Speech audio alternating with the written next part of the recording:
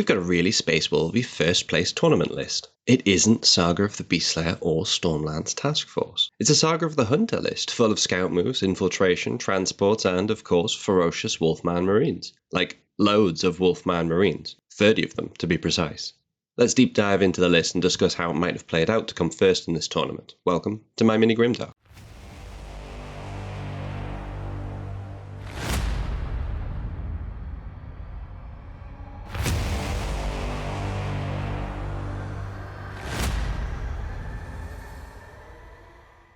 Brief bit of context first. Space Wolves are sitting on 49% real win rate as we edge closer to the next balanced data slate.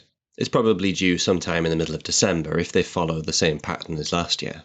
Saga of the Beastslayer remains the most played detachment by a country mile, with Stormlance and Gladius coming up somewhere behind. Saga of the Hunter, today's winning list, is played around a tenth as much, with a generally really low win rate.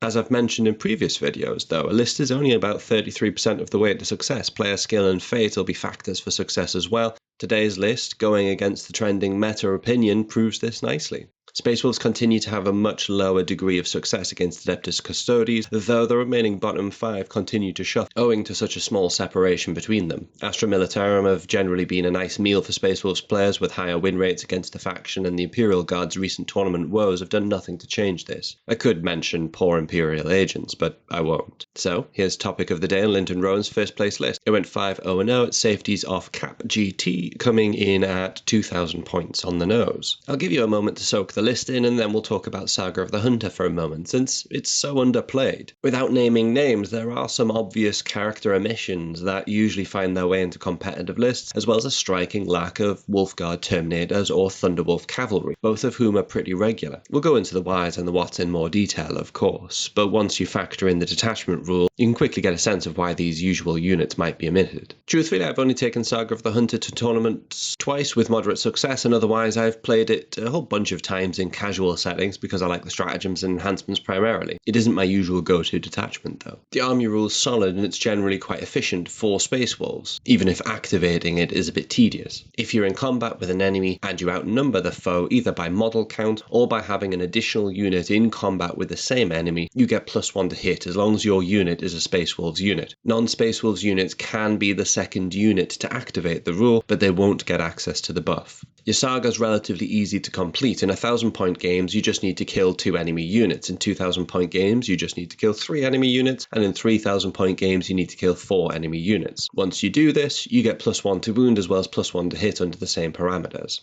Obviously, this easy to complete is variable depending on your opposition. Against Knights or Custodes, killing enemy units isn't as straightforward as it might be against Horde armies like Terminators or Orcs. These parameters are the main challenge. You really do have to build your army around completing them, unlike a detachment like Stormlance or Beastslayer, when you can build your army to take advantage of them instead. If you build an army that's too elite, you won't have the bodies or the unit count to get the buff in place. That means dumping huge points into characters, vehicles, or a single big unit won't work as well here as it would do in other detachments. That's one reason Terminators and characters are less suited in this one. The other consideration is that this is a purely melee buff for Space Wolves. There isn't anything here for your firepower, and there isn't anything here for your standard Astartes units, so this makes range support units potentially useful, but not something to lean on. And where you have a Space Wolves equivalent unit, it wouldn't make much sense to take the non-Space Wolves options. Where in Beastslayer or Stormlance, it's much more forgiving and much less of a consideration. Saying that, if you can activate it all, +1 to hit and +1 to wound in melee army-wide is very powerful. Again, if you can activate it.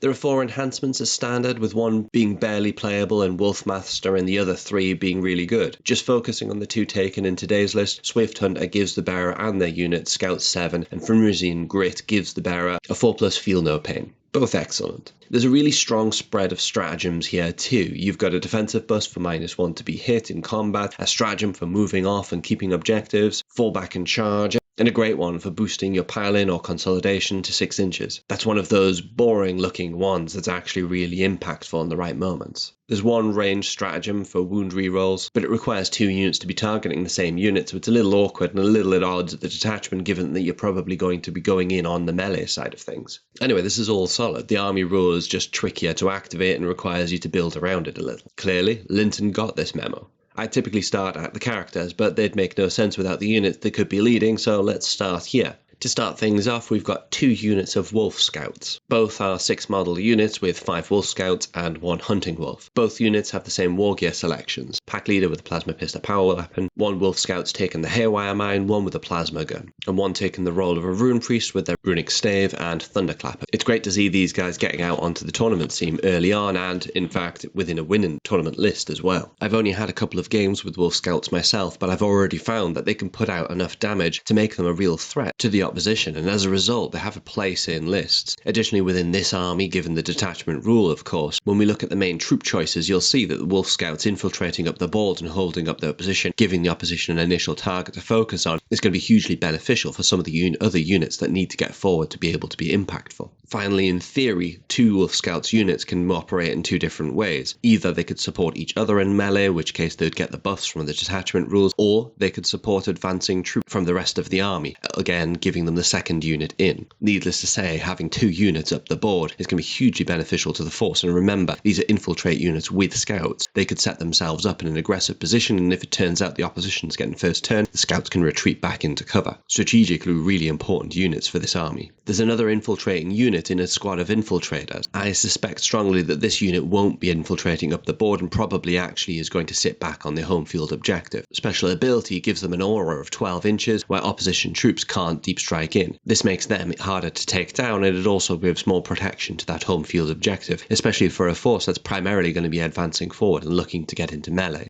The infiltrator squad's 100 points, so it isn't nothing, but it's expendable enough to have as a unit to pop back and protect that home field.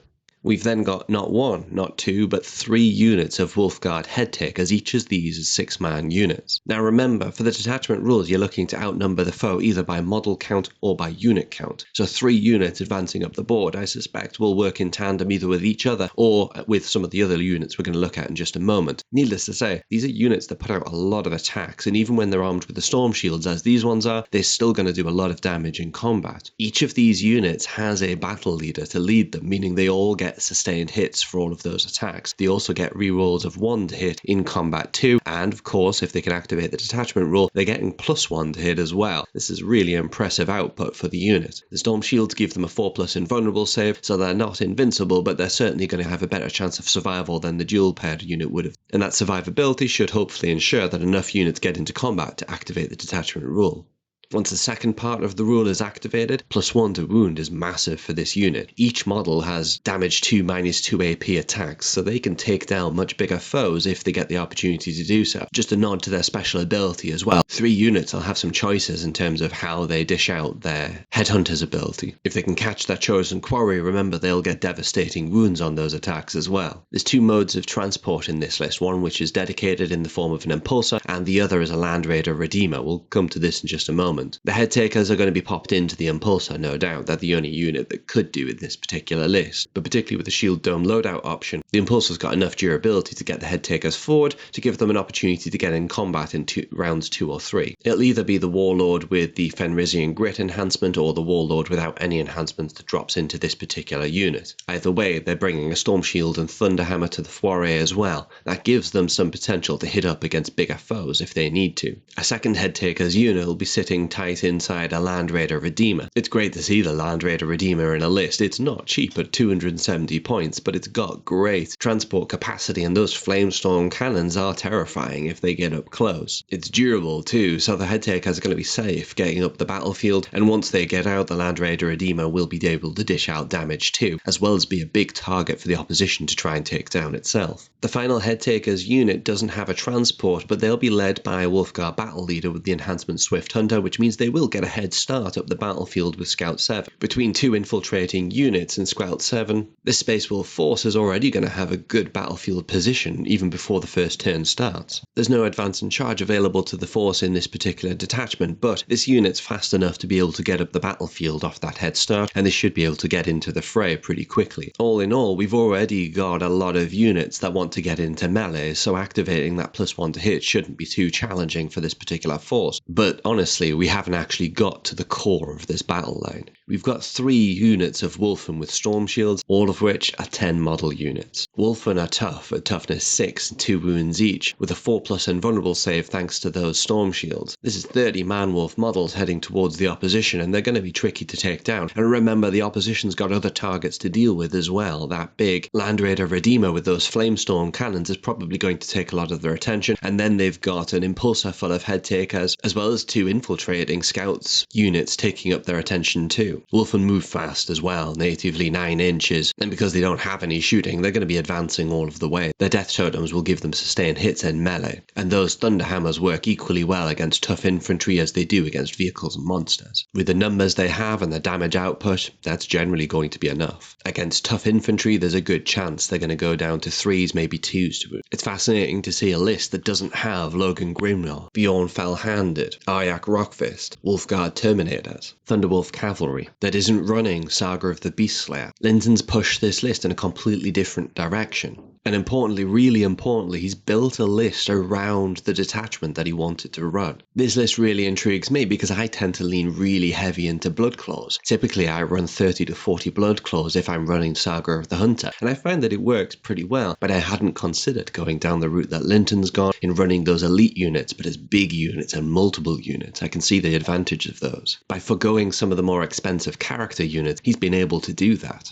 And then at some stage, he decided to treat himself to a Land Raider Redeemer in there as well. But hey, we all deserve a treat every now and then, right? It's great to see the Wolf Scouts in the list as well. Again, I've played them a few games and I do feel confident that they'll see play, and I actually think they'll find themselves in tournament lists going forward. Their points feels a little bit heavy at the moment, especially when you compare them to the standard scouts, but they bring something quite special to Space Wolves, and I think it'll be appreciated. All of those plasma weapons works well. Needless to say, they force the opponent to make a choice. The opponent can either go out of the way to take care of them, in which case they'll probably die, but that will take the attention away from your other units, and importantly in this particular list, some very elite units that you want getting forward up the table, or the opponent can try and work around them and ignore them, in which case they'll probably regret it when all those plasma weapons come to bear. There aren't any dedicated holding units in this list. There's no Terminators here, but there's a lot of invulnerable saves, lots of individual models that can save on a 4+ against most attacks. And because we're talking about lots of models, we're talking about 30 Wulfen, 18 Headtakers, and 3 Battle Leaders. As long as the dice don't fail, there's a very good chance these models will stick around long enough to do the damage in return that'll keep them in a position where they had the advantage of numbers. The thing for me though, how fast this list is going to get in the face of the opposition. And this is how Space Wolves like to play. Board control is an essential part of the game, and the faster that this army can get forward up the board and into the face of the opposition, the quicker it's going to gain that territorial advantage. Quick important note, the Wulfen with storm shields need to be the more expendable unit in this force. Their primary reason for that is they won't get OC as standard. And with no wolf priests, you're relying on them being within 6 inches of a battle leader. Of course, you want to be tag teaming your units up anyway. That'll allow you to get the benefit of the buff from the detachment. So there's a good chance that Linton didn't run the Wulfen together as one big swarm, but rather tag teamed them with the Headtakers once they got into combat. That way, as well as the Wulfen being able to contribute to and benefit from the detachment buff by having 2 units going in on the same enemy unit, they would also be within 6 inches of a character unit, which would grant them 1 OC per model. That way they can contribute towards winning the game, not just killing the opposition. It's a really different, really interesting list. It's great to see. Congratulations, Linton, on your 5-0-0 victory, and particularly for doing it with a detachment not many players are playing at the moment.